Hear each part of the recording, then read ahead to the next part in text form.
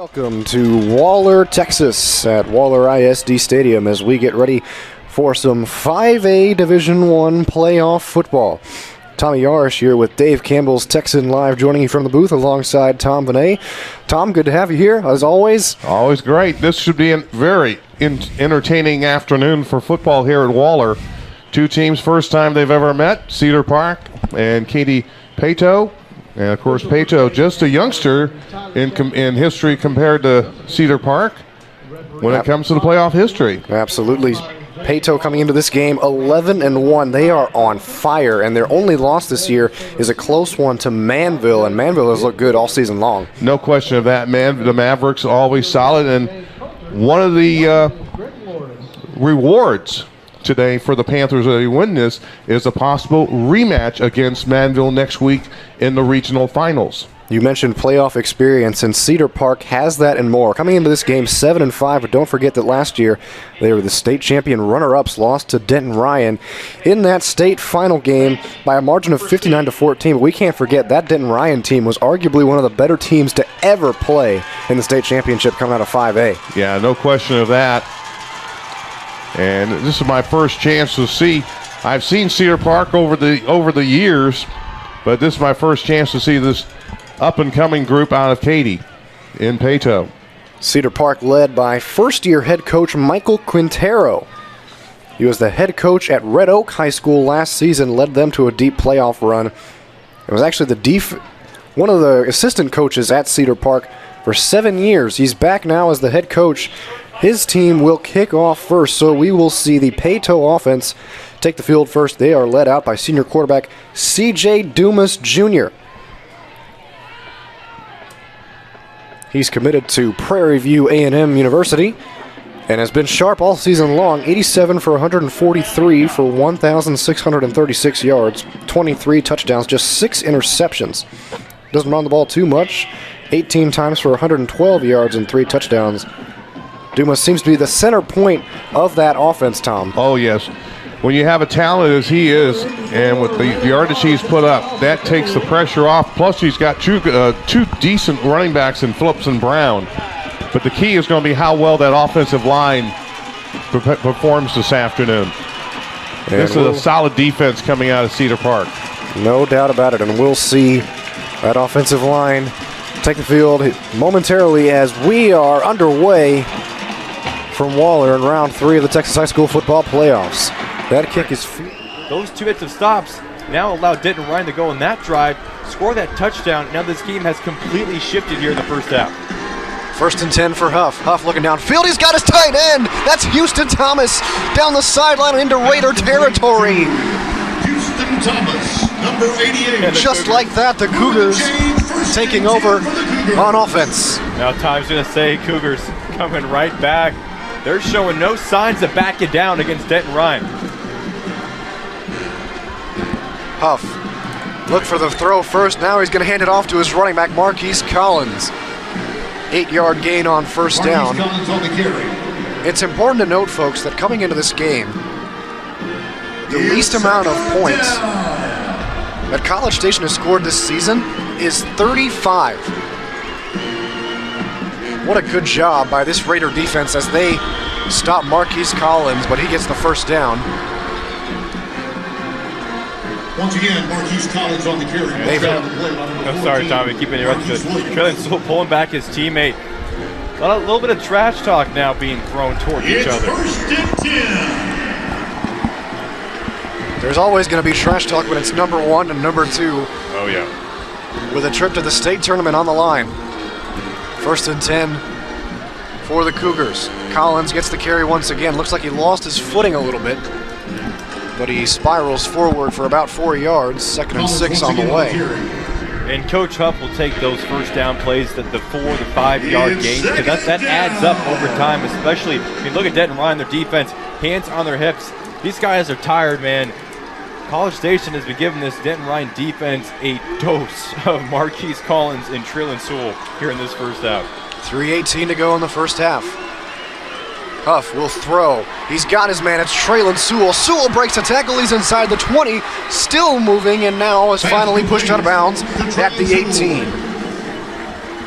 Pushed out of bounds. Cougars got to be thinking about getting to the end zone. Those 2 field goals, yeah, they put up points on the board, but you're trailing, and arguably you had the better first half offensively. Got to find the end zone here, Tommy. Cougar offense moving quick. Huff looking end zone, and it is caught, but out of bounds by Dalton Carnes. And the throw just led him a bit out of bounds. Carnes was open. That was a good throw. Hit him in stride. Just his feet out of bounds. It's second down. Huff trying to keep it out of the reach of the safety James Lundy. Just a little bit too far out though on that one. Huff will throw again. He's got Sewell. Sewell inside the 10 and down to the 7. Huff pass complete. Denton Ryan just playing man coverage against Trillin Sewell. And I think Coach Huff and Jet Huff are going to take that all day. Just an easy slant route completion. Corner's playing about 5 yards back. And now for the first time tonight, I believe College Station in a goal-to-go situation. First and goal. Have to think Marquise Collins gets the carry here. He does. Collins finds a hole and he's in. Touchdown Cougars. The junior running back with the first touchdown of the night for College Station. What a way to respond after that Denton Ryan touchdown drive. College Station goes right down the field. Taking a little time off the clock. Marquise Collins doing it on the ground. And the Cougars back in front. Now the scoring's coming. There we go. Traylon Sewell has to get some credit on that drive. Made some big receptions to set him up. And Houston Thomas had the big pickup earlier in the drive as the extra point is. Out comes Cedric Harden on the Longhorn offense. Still raining hard here at Waco ISD Stadium. And it might be doing that for the rest of this game. Harden loses the ball, and he's going to be brought down in the backfield for a big loss.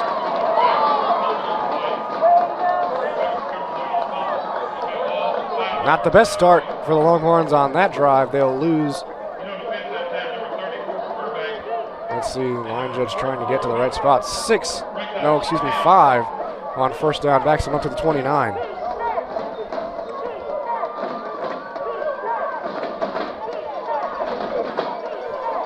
Second and 15 for Cedar Hill. Harden looking to throw. Pressure coming. And he's going to be, evades the tackle, but he's still brought down for a loss. Terrence Cullen, the safety, sweeps in. Looked like Harden was able to evade the sack. Instead, the senior defensive back swoops in and gets his leg for a 1-yard loss. 3rd and 16 coming up for Cedar Hill. Looking to avoid back-to-back 3-and-outs.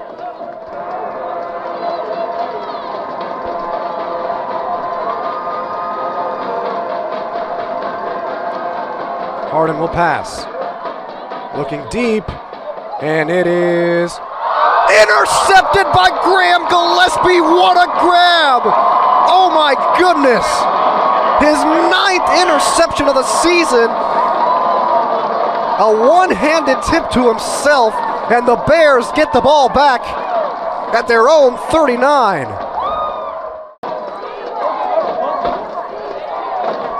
Back comes Cedric Harden. He'll drop back to throw. He's looking deep. He's going to launch it up, and there was a lot of contact there. Looking for Felton Briscoe, and that was an easy pass interference call from the officials. That'll give Cedar Hill a big boost. Josh Ryan was the culprit in coverage, and he tried to jump that a little too early.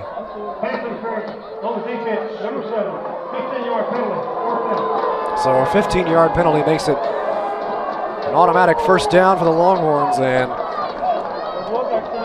that might kickstart their drive as they are now at their own 41.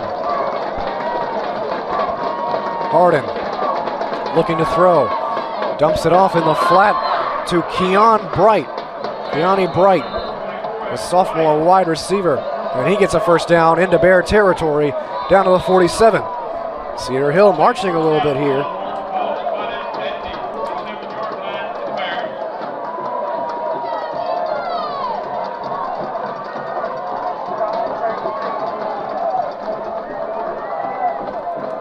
Harden on first down, rolling. He's going to launch it and go deep once again. And it is batted away by the corner, Josh Ryan. Looking for Jarius Nicholson. Ryan gets the PI call earlier in the drive, and this time makes up for it, breaks up a big pass downfield.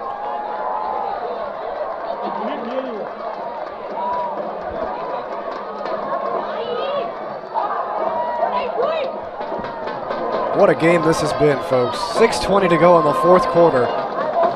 Still a lot of time for Cedar Hill to do something. It'll be interesting to see if they go for an onside kick. How, if there's a wet ball, how that'll play into effect. Harden, look for the screen, decides not to go for it. Pressure coming, and he's just going to have to throw it away. Ross Pullmeyer was coming in hot and ends up knocking Harden over. He's looking for a roughing the passer call, and he's not going to get it.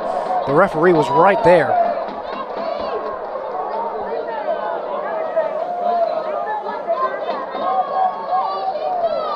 So 3rd and 10 coming up for the Longhorns from the Bridgeland 47. 4 receivers out there for Cedric Harden. He's got Jalen Jenkins in the backfield with him. They'll use him as an extra blocker. Lots of pressure coming. Looking downfield, he's got a man wide open for the first down and some more. Keontae Reinhardt picks up the first down for Cedar Hill, and that was crucial to keep this drive alive. 6 minutes now to go in the fourth quarter. Important note for Carlos Lynn and the Longhorns, they have all 3 timeouts left. Bridgeland has just 1. Now from the 32. Harden looking to throw, pressure coming, and he's almost brought down. Now steps up in the pocket. He's looking to run, and now he is going to be brought down all the way back at the 43 by Benjamin Burbeck. His first solo sack of the season, and that was a huge, huge, huge loss. Puts Cedar Hill all the way back at the 42. A loss of 10 makes it 2nd and 20.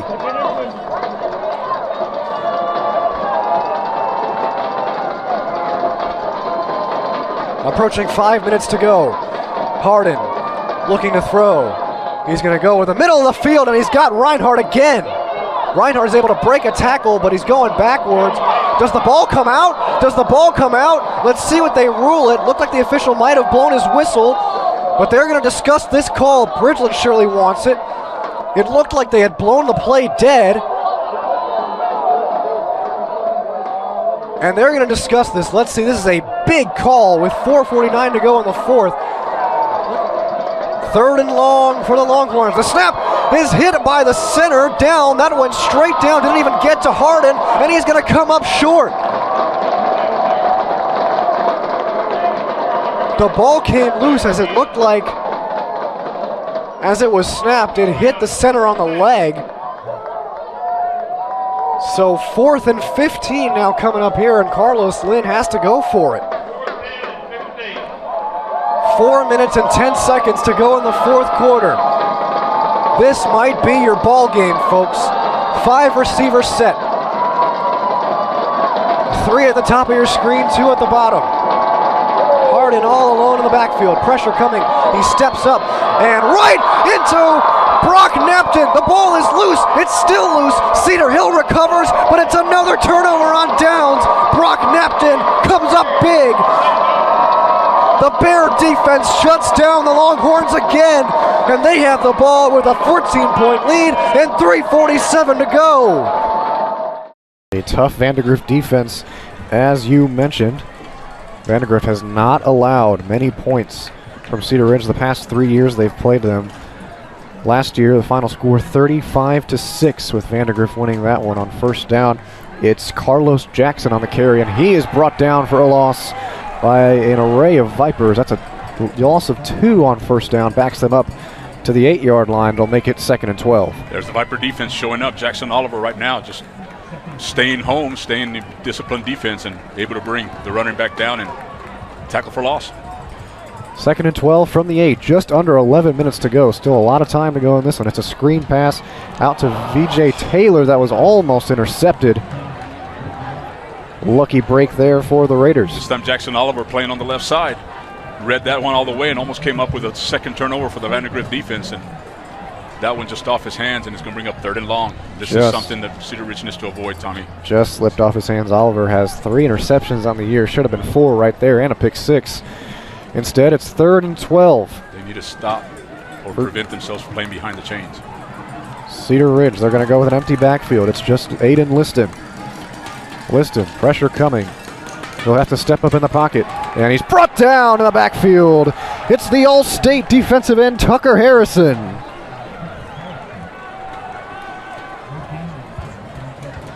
Yeah, Cedar Vandergrift showing their speed on defense. Aiden Liston trying to step through and try to find some more time to throw, but does not have time. Just gets back to the line of scrimmage, avoids a sack, but it's punting situation, and Vandergrift with excellent opportunity here for field position. On the sack once again was the senior defensive end, Tucker Harrison. That's his 7th sack on the year. He's an All-State linebacker last year as a junior. Moved over to defensive end this season by Coach Sanders and crew. And speaking of his crew, they'll get great starting field position as that punt is fair caught at the 40-yard. Extra point coming up here. Let's see if this is a fake or if they'll kick it. They will kick it, and it is good. Folks, we've got a ball game. Your new score, 17-7. Belton leading Shoemaker. 54 seconds to go in the 3rd quarter. Don't go anywhere. We've got an exciting finish around the corner. You're watching Dave Campbell's Texan Live. Connor Wigman coming into this game, 165 for 260, 2,276 passing yards with 27 touchdowns and 5 interceptions, He can run the ball as well as you see him do it there. 631 rushing yards for 7 touchdowns. That is 2,907 total yards of offense coming into this game. Wigman's rush is good for 6. So with the knee, it's going to be 2nd and long, but it doesn't matter because College Station can take this knee and end this game. So the clock will trickle down, and what a team that Coach Huff has put together. Extremely well coached, very well disciplined, and the great thing about this team, talking to Coach Huff earlier this week, was so many of these players, especially in this senior class, have grown up playing football together their entire lives, so they have known the College Station system since they were little children. It reminds you of the Westlake system there, Tommy, where these kids are in a Westlake system since Pee Wee football, right? They're brought up with each other. They've been with each other since little kids. Listen to this crowd, man. You gotta love it. The sidelines are jumping, the crowd is jumping, and College Station is jumping. They're moving on to the state semifinals. They defeat the reigning state champion Denton Ryan Raiders 26-21. Fans, let's make it official. Count down with me.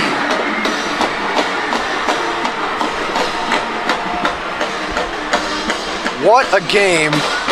What a game. The clock hits 3 zeros, and for the first time since 2017, the College Station Cougars are one step closer to winning another state championship. What a game that was here at McLean Stadium in Waco.